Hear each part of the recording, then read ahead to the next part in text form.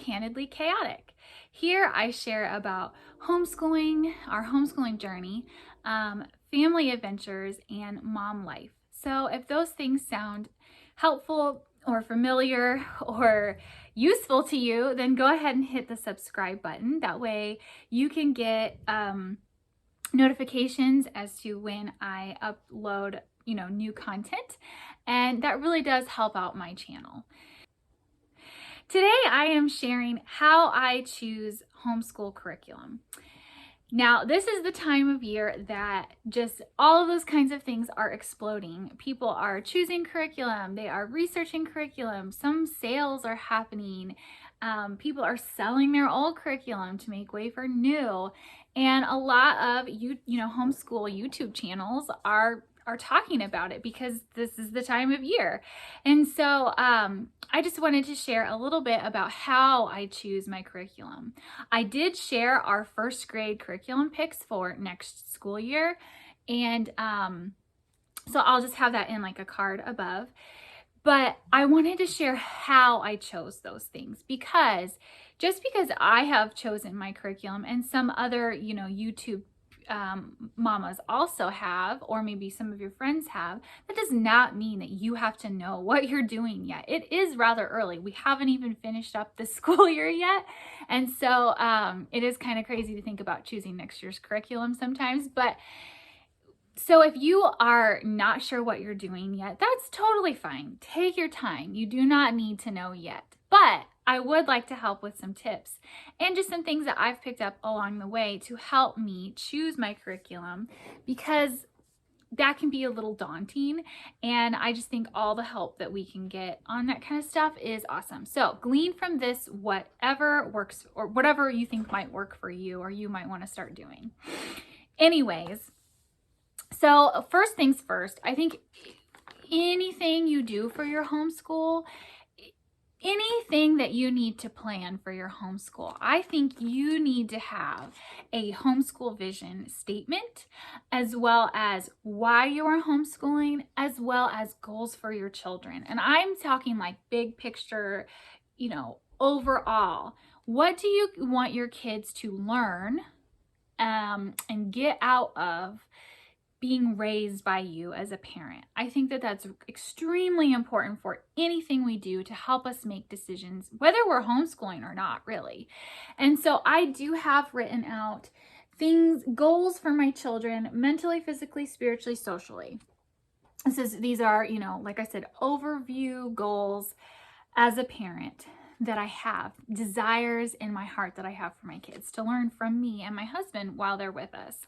And then I also have this vision page, this vision statement, all typed up. It's our homeschool vision, as well as our whys for homeschooling. And that is so helpful. My dog is chewing on his bone right now. I'm really sorry about that noise in the background. It's kind of distracting to me, so I hope it's not super distracting to you. But anyway, those things are very helpful to have while choosing anything for your homeschool. And so if you don't have that, written out and figured out with your partner, do that first. Seriously, it will be very helpful, because there are so many good curriculum out there, but just because they're good doesn't mean they're the right fit for you. And you don't really know if they're the right fit for you if you don't know what you want or need and what you're hoping to teach your children. So that is, for me, the first thing that you need to do. The next thing that you need to do is make your goals for your next school year. And there are goals for your child, which I don't sit out and make my child's specific goals until much closer to the school year, because he's at an age where there's still some developmental things that can be happening, and they can happen pretty quickly over the summer. And so I don't want to make those goals until I know what he's learned over the summer. But I do have in mind some general goals that I have for him, and then for his younger brother, as well as just goals for our family. For instance, I know that the big things for our next school year are my preschooler. I just want to start getting him, familiar with certain things. That's it. That's really all I want to do for him. And then for my first grader, well, soon to be first grader, I want to follow our state standards. Do the things that we need to do, and then also keep him kind of up with what other first graders are doing in our state. That's just how I choose to do it. And so I have that goal. And then I have some, specific goals, like we always want to learn about God in our family. We want to be doing Bible things. And I would like to start doing nature studies because we like to be out in nature, and I would like to be a little bit more intentional about how we learn while we're out there. And so those are some specific goals for him.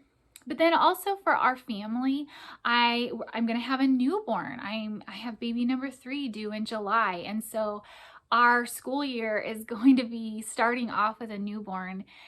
And that whole first year is really, there's so many changes that happen in the first year. It can be really crazy with an infant. And so I'm keeping that in mind for our goals for our homeschool year. I want our curriculum to be fairly easy, fairly open and go. I don't want to have super intensive, crazy things that we have to do. I want to be very gentle on myself, and I want our family to have a lot of downtime if need be. And so I know all of those goals, as well as our big picture goals. And then so I know what kind of things we need and don't need for next school year. And then I also have my homeschool mid-year assessment where I always assess what's working, what's not, what my child needs. And I assessed it, I changed some things mid-year, and now I can go ahead and say, okay, did those changes work? Was that what we needed? Do we need to change something up completely? Is things going really well? If you have a curriculum and it is working for you and your child, don't change it. If it's not broke, don't fix it. That is generally my, go-to advice, especially on years that are like this for me, where a lot of other things are changing.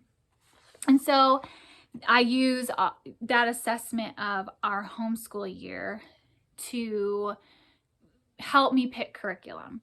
I just kind of like reassess after a quarter, or at least this year I reassessed after a quarter after our halfway point. Okay, now is this working? And so once I figure out what's working, what's not, what our goals are, all that stuff, then I can go into choosing the nitty-gritty of the homeschool curriculum. First of all, you need to know state standards, what your child needs to be learning and doing according to your state. You do have to follow those things. And so I went online, I made sure that we have all that we need I made sure I know what we need for first grade. And then once I know what I need to do for first grade, then I also kind of pair that with is there anything besides that I need because of my own personal goals for my children and my family. And then I can go from there to figure out what subjects I need and what curriculum I'm choosing. So when you're choosing curriculum, after you've figured all of that out, it should be very helpful. If you know that you need an open and go curriculum this year, like me, I need a mostly open and go curriculum this year. If you know that, then you can steer towards only open and go curriculum, and you're not gonna, the mailman is here. Ah! My dogs are making this video really hard today. I'm sorry. There's my girl in the background, Artemis. Anyway, if you know that you have a crazy year or crazy changing circumstances, or you're going to be busy or whatever, maybe you're moving, there's so many things that could happen that makes you busy. And you need open and go to help you, navigate better. Don't look at anything that's not open and go. Or mostly open and go. If you have certain desires about what your kids will be learning, and you don't have any constraints about open and go, and you really know that you like you know, Charlotte Mason, like reading and all that, you know, living books and all that kind of stuff, then you can kind of look more towards that if that goes with your goals on how you're going to teach your kids. It just depends on your goals and your needs on how you're choosing things.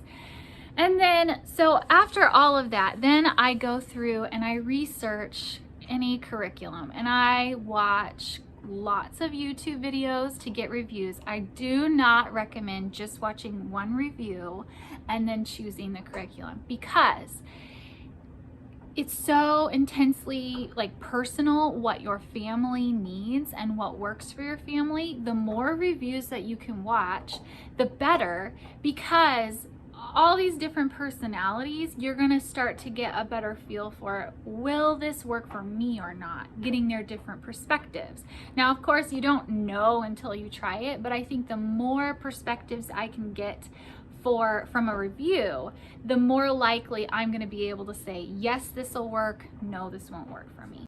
And I research, you know, how the curriculum, I like to look at Kathy Duffy.